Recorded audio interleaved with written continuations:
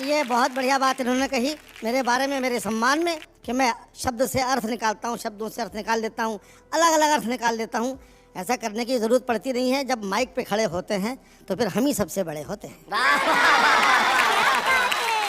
हास्य रस के कवि के पास में कॉन्फिडेंस के अलावा और कुछ नहीं होता है जी। उर्दू का एक शायर मरने के बाद में दोज़ख में गया। दोज़ख समझते ना आप लोग? जी, नरक में गया। तो उर्दू का एक मज़हिया शायर मरने के बाद में दोज़ख में गया तो यमराज को लग रहा था कि ये घबरा जाएगा, यहाँ सीन देख के, भयानक सीन होते हैं दोज़ख में तो। हाँ। लेकिन हास्य रस का वो शायर न घबराया, मज़हिया शायर, बल्कि जोर जोर से ठाके लगाने लगा। अच्छा। तो यमराज ने पूछा हंस क्यों रहा है?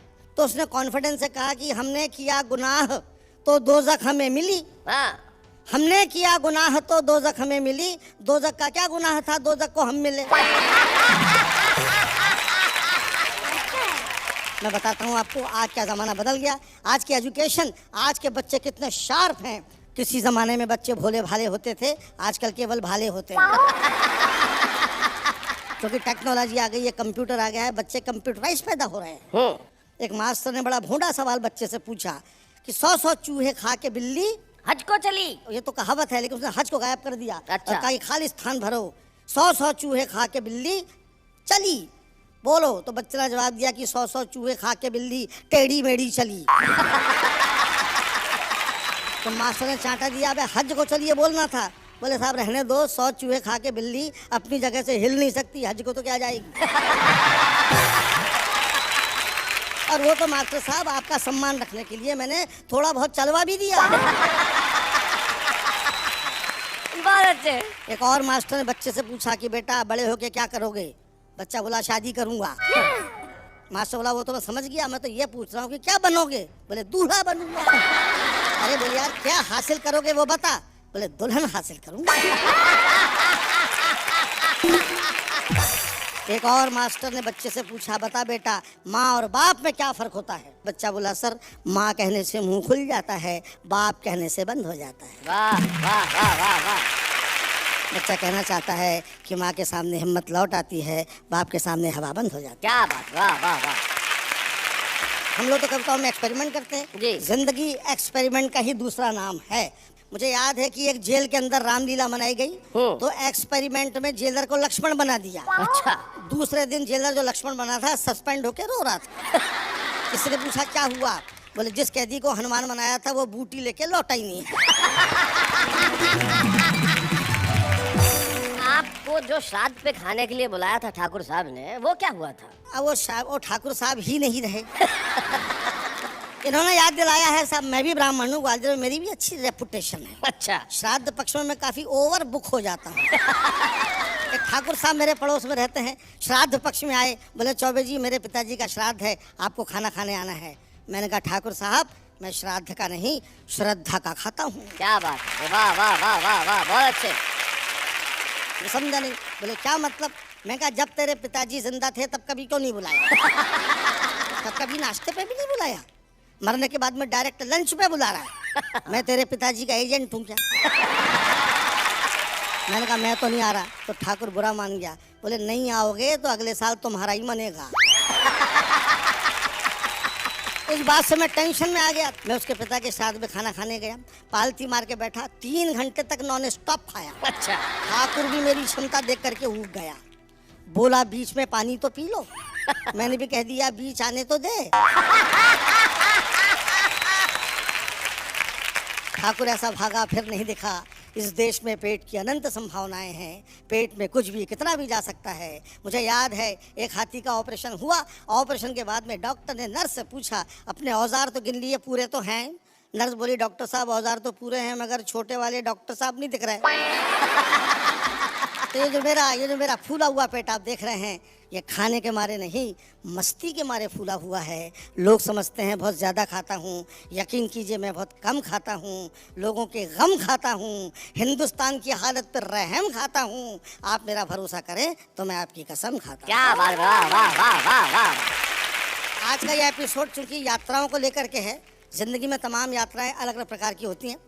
एक यात्रा मैं भी आपको एक यात्रा पे ले चलता हूँ, एक अनोखी यात्रा पे। ओहो।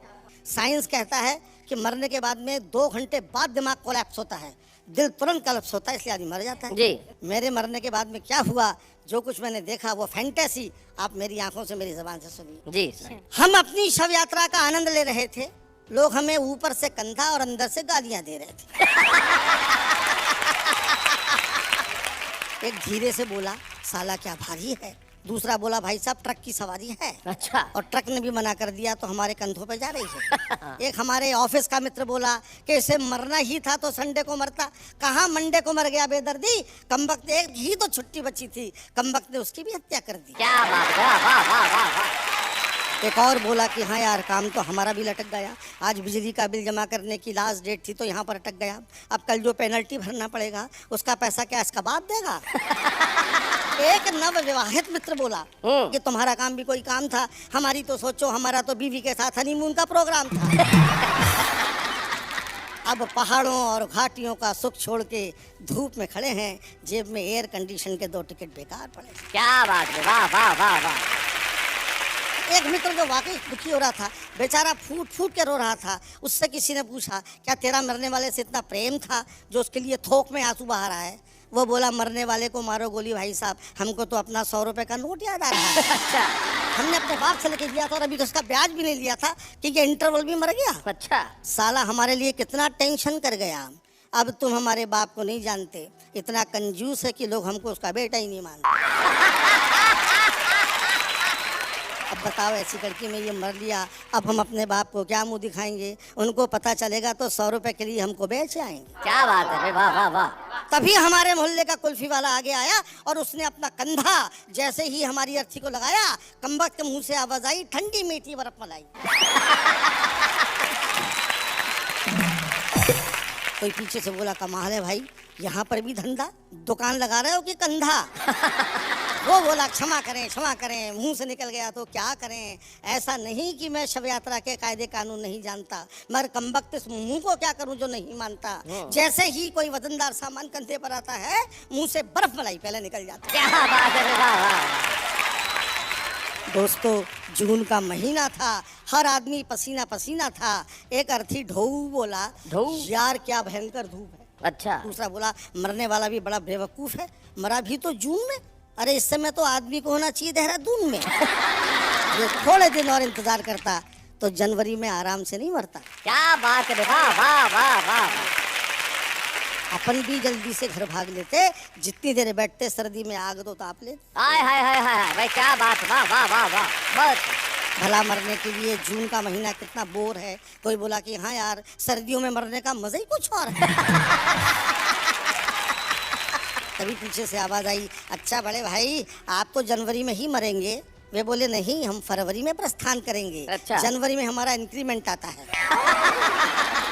भला हिंदुस्तानी कर्मचारी भी कहीं अपनी वेतन वृद्धि छोड़ के जाता है? क्या बात। तभी शायद किसी को श्मशान दिखा, वो मारे प्रसन्नता के चीखा कि राम नाम सत्य है। एक अधमरा बोला कि भैया दरअसल मर तो हम रहे हैं, मुर्दा तो साला अपनी जगह मस्त है, मस्त है भाई, क्या बात है, वाह वाह वाह।